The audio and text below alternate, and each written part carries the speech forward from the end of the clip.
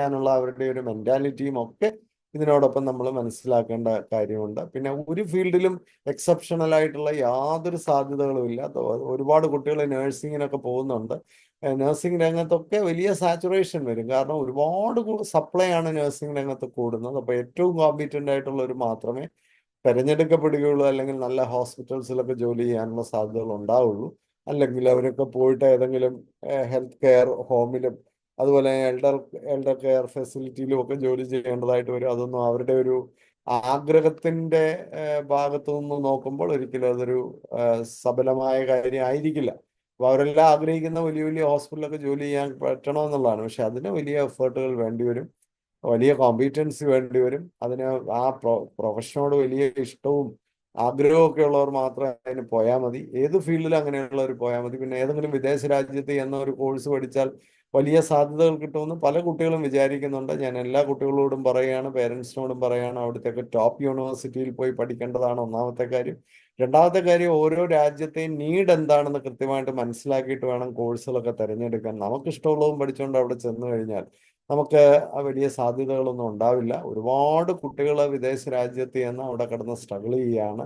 അത്ര എളുപ്പമല്ല അവിടെ നല്ലൊരു ജോലിയെ കിട്ടുക എന്ന് പറയുന്നത്. അപ്പൊ അതിനനുസരിച്ച് അവിടുത്തെ നീഡൊക്കെ എന്താണെന്ന് കൃത്യമായി മനസ്സിലാക്കി പഠിക്കുക.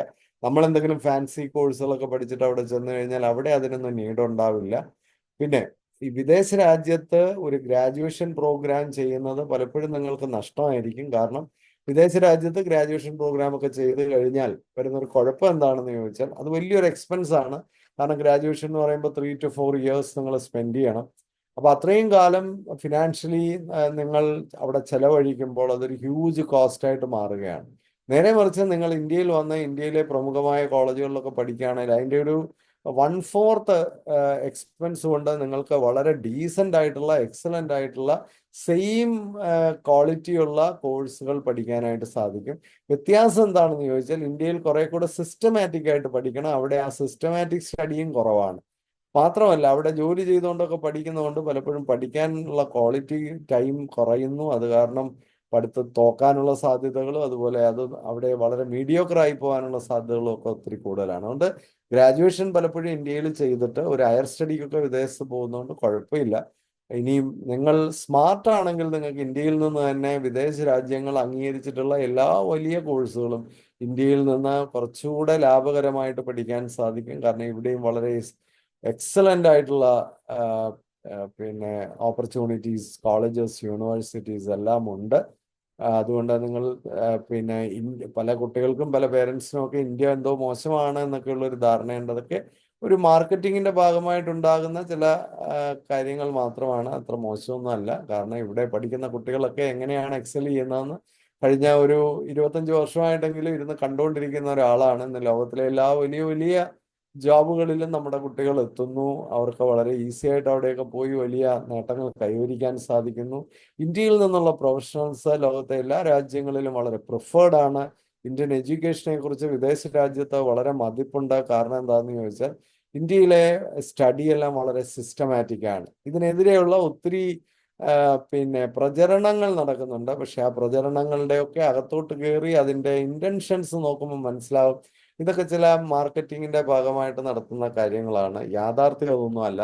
ഇവിടുത്തെ ടോപ്പ് ആയിട്ടുള്ള കോഴ്സസ് ഒക്കെ പഠിച്ച് ഇവിടുത്തെ ടോപ്പ് വിദ്യാർത്ഥികളൊക്കെ ലോകത്തിൽ തന്നെ വളരെ എക്സെപ്ഷണൽ ആയി മാറുന്നതാണ് നമ്മൾ എപ്പോഴും കണ്ടുകൊണ്ടിരിക്കുന്നത്. ഒരു കാര്യം കൂടി എടുത്തു പറയുകയാണ്, ഇന്ന് വേൾഡിലെ തന്നെ മൾട്ടിനാഷണൽ കോർപ്പറേഷൻസിൽ 38 എണ്ണത്തെ ലീഡ് ചെയ്യുന്നത് ഇന്ത്യൻ പ്രൊഫഷണൽസ് ആണ് ലീഡ് ചെയ്യുന്നത്, ഈവൻ ദ സിഇഒസ്. അപ്പോൾ ആലോചിച്ച് നോക്കാം നമ്മുടെ കുട്ടികൾ എത്ര കണ്ട് എവിടെ വേണേലും ചെന്ന് കോമ്പീറ്റ് ചെയ്യാനുള്ള കോമ്പിറ്റൻസി ഉള്ളവരാണ്. വിദേശത്തും അങ്ങനെയുള്ള സാധ്യതകളുണ്ട്. പക്ഷെ വിദേശത്തെ അങ്ങനത്തെ സാധ്യതകളിലേക്കാണ് നിങ്ങൾ പോകുന്നതെങ്കിൽ കുഴപ്പമില്ല. വിദേശത്തെ ടോപ്പ് യൂണിവേഴ്സിറ്റിയിലൊക്കെ പോവുകയാണെങ്കിൽ നിങ്ങൾക്ക് ഇതിനേക്കാളൊക്കെ കൂടുതലായിട്ടുള്ള സാധ്യതകൾ കിട്ടും. അതിൻ്റെ എക്സ്പെൻസും വളരെ കൂടുതലാണ്. അപ്പോൾ സ്വാഭാവികമായിട്ടും അത് ബാലൻസ് ചെയ്തു പോകുന്ന കാര്യങ്ങളാണ്. ഇവിടെ വരുമ്പോൾ ഇവിടെ അത്ര എക്സ്പെൻസ് ഇല്ല, പക്ഷെ നിങ്ങൾക്ക് നല്ല ക്വാളിറ്റിയുള്ള വിദ്യാഭ്യാസം ഇവിടെയും ഉണ്ട് എന്നേ ഉള്ളൂ. ഞാനിതിൻ്റെ ഒരു യാഥാർത്ഥ്യം പറഞ്ഞു എന്നുള്ളേ ഉള്ളൂ. കാരണം ഞാൻ രണ്ട് സ്ഥലത്തു നിന്നും പോകുന്ന ആൾക്കാരെയും രണ്ട് സ്ഥലത്തോട്ടും പോകുന്ന ആൾക്കാരെയും കാണുന്നുണ്ട്. ഇതിൽ വലിയ വ്യത്യാസമൊന്നുമില്ല. അവസാനം പറയാൻ പറ്റുന്ന ഒരു കാര്യം എന്താണെന്ന് ചോദിച്ചാൽ വളരെ എക്സലന്റ് എഫേർട്ട് ഇടുന്ന, നല്ല കോമ്പീറ്റൻസിയോടെ, നല്ല പേഴ്സണാലിറ്റിയോടെ, നല്ല അക്കാഡമിക് എക്സലൻസോടെയും ഒക്കെ പ്രവർത്തിക്കുന്ന പഠിക്കുന്ന കുട്ടികൾ എല്ലാ രംഗത്തും എല്ലാ സ്ഥലത്തും എവിടെ ചെന്നാലും അത് ഇന്ത്യയിലാണെങ്കിലും വിദേശത്താണെങ്കിലും എക്സൽ ചെയ്യുന്നുണ്ട്. അപ്പോൾ ബേസിക് ആയിട്ടുള്ള കാര്യങ്ങളിൽ ശ്രദ്ധിക്കുക, ബേസിക് ആയിട്ടുള്ള കോമ്പീറ്റൻസി വർദ്ധിപ്പിക്കുക. Wherever you go you excel. പിന്നെ നമുക്ക് പറ്റുന്നതും ചേരുന്നതും നമുക്ക് നമുക്ക് നമുക്ക് ഏറ്റവും സ്യൂട്ടബിളും ആയിട്ടുള്ള ഫീൽഡുകളിലൊക്കെ നമ്മൾ ചെന്നാൽ we become an expert and automatically we enjoy A career.